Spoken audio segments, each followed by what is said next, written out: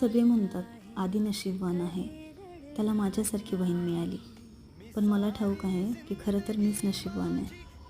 आदीने मला निस्वार्थ सेवा, कृतज्ञता, बळ, यश, आनंद आणि सुरक्षितता दिली. त्याच्या निरागस मनातून मिळालेले आशीर्वाद माझ्यासाठी कवचासारखे आहेत. तो माझा भाऊच नाही तर माझा कवच आहे. Everyone says Adi is lucky to have a sister like me, but I know the truth. I am the lucky one.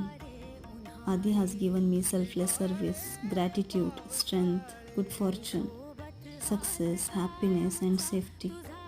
The blessings that flow from his pure heart are like a shield around me. Thank you so much, Adi, for choosing me as your sister. I love you so much.